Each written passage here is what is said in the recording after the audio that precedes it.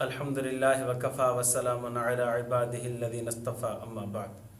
میرے معزز محترم اور مکرم مجاہد اور موحد بھائیوں، دوستوں اور بزرگوں، آج میں آپ کو 3 عدد روایت بتاؤں گا جن کے اندر ذکر ہوگا کہ عمر بن خطاب رضی اللہ تعالی عنہ کی حسنین کریمین سے محبت تھی۔ سب صحابہ کرام، خلفائے راشدین، سب کی حضرت سیدنا حسن اور حضرت سیدنا حسین رضی اللہ تعالی عنہما سے محبت تھی، لیکن میں آپ کو صرف وہ روایت بتاؤں گا جن کے اندر اس بات کا ذکر ہوگا کہ عمر بن خطاب رضی اللہ عنہ حسنین کریمین سے محبت فرماتے تھے۔ روایت نمبر 1، حضرت عمر رضی اللہ تعالی عنہ کے دور خلافت کے اندر بہت ساری فتوحات ہوئی۔ یہ علاقہ فتح ہوا، آج یہ علاقہ فتح ہوا، آج یہ علاقہ فتح ہوا۔ جب وہ فتوحات ہوتی تھیں تو ان علاقوں سے جو علاقے فتح ہوتے تھے وہاں سے مال غنیمت آ کر مسجد نبوی میں جمع کیا جاتا تھا، پھر صحابہ کرام میں بیت المال میں جمع کر دیا جاتا تھا، صحابہ کرام میں تقسیم کیا جاتا تھا۔ تو یہ صورتحال تھی سیدنا عمر بن خطاب رضی اللہ عنہ کے دور خلافت کی۔ تو ایک مرتبہ یمن فتح ہوا۔ جب یمن فتح ہوا تو وہاں سے بھی بہت سارا مال غنیمت آیا اور وہاں سے بہت سارے کپڑے بھی آئے، لیکن کپڑے نبی کریم صلی اللہ علیہ وسلم کے جگر گوشے جو تھے سیدنا حسن اور حسین رضی اللہ عنہما، ان کے قابل کوئی بھی کپڑا، کوئی بھی جوڑا نہیں تھا۔ حضرت عمر بن خطاب رضی اللہ تعالیٰ عنہ نے وہ جو جوڑے آئے تھے یمن سے وہ سارے صحابہ کرام کی اولادوں میں تقسیم کر دیے۔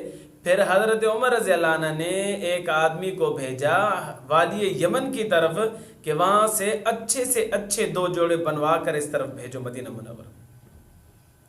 جب وہ جوڑے 2 بن کر مدینہ منورہ میں آئے تو پھر ایک حسن رضی اللہ عنہ کو دیا، دوسرا حسین رضی اللہ عنہ کو دیا، اور پھر فرمایا الآن طابت نفسی، اب مجھے خوشی ہوئی ہے، میرا اندر خوش ہوا ہے، میرے دل کو تسکین ملی ہے، میری روح کو سکون ملا ہے۔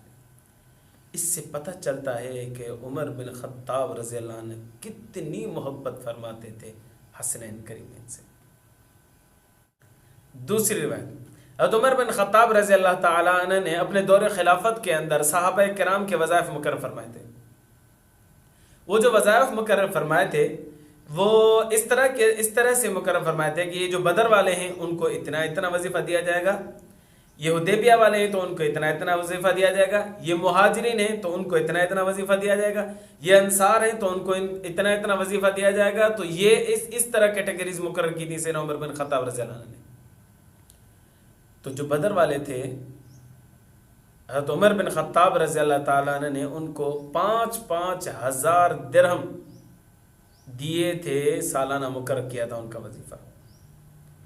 تو حسنین کریمین رضی اللہ تعالیٰ عنہما کا بھی 5,5 ہزار درہم سالانہ مقرر کیا تھا، یعنی حسنین کریمین کو وہ وظیفہ دیا تھا جو اہل بدر کو دیا گیا تھا۔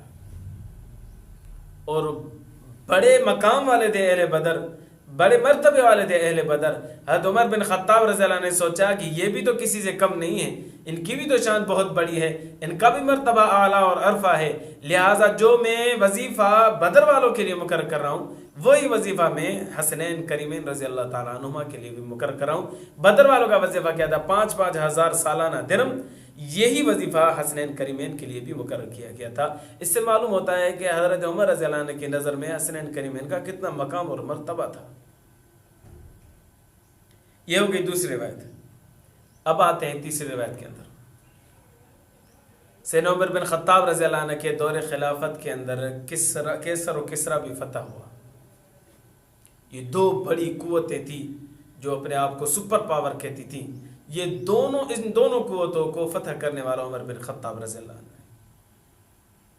جب کسرا کے خزانے آئے اور مسجد نبوی میں رکھے گئے تو ایسا ڈھیر لگ گیا اس خزانوں کا۔ حضرت عمر بن خطاب رضی اللہ تعالیٰ عنہ نے حضرت علی المرتضیٰ رضی اللہ عنہ سے مشورہ کیا کہ اتنا مال غنیمت آیا ہے، لوگوں میں کس طرح تقسیم کریں؟ ناپ کر دیں کہ بھائی یہ اتنا یہ لے، اتنا یہ لے، اتنا یہ لے، اسے ناپ کر دیں، یا پھر مٹھیاں بھر کر دیں لوگوں کو۔ علی المرتضیٰ رضی اللہ تعالیٰ عنہ نے فرمایا کہ امیر المومنین میرا مشورہ یہ ہے کہ آپ لوگوں کو مٹھیاں بھر بھر کر دیں، وہ آئیں اپنی مٹھی بھر کے لے کر چلے جائیں۔ تو حضرت عمر رضی اللہ عنہ کو یہ مشورہ پسند آیا تو فرمایا ٹھیک ہے لوگوں کو جمع کرو۔ جب لوگوں کو جمع کیا گیا فرمایا یہ سارا تمہارے لیے مال غنیمت ہے، لیکن اس کی ابتدا اگر کوئی کرے گا تو اس کا نام حسن مجتبی رضی اللہ عنہ ہوگا، اس کے بعد کوئی ہاتھ ڈالے گا تو اس کا حسین مجتبی رضی اللہ عنہ ان کا نام ہوگا۔ پہلے سب سے پہلے دیا تو حضرت حسن کو دیا، اس کے بعد دیا تو حضرت حسین کو دیا۔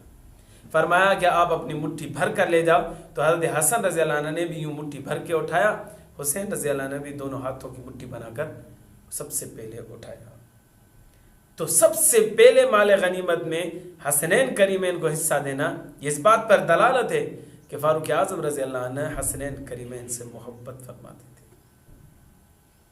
تو 3 عدد روایت میں نے آپ کو ذکر کی کہ فاروق اعظم رضی اللہ عنہ کی محبت تھی حسنین کریمین سے۔ اللہ سے دعا ہے اللہ ہمیں سمجھنے کی توفیق عطا فرمائے اور ان کے اندر جو محبت ہے ہمارے اوپر روز روشن کی طرح عیا کرنے کی توفیق عطا فرمائے، اور جو اس محبت کو نہیں مانتے اللہ انہیں ہدایت نصیب فرمائے۔ السلام علیکم ورحمۃ اللہ وبرکاتہ۔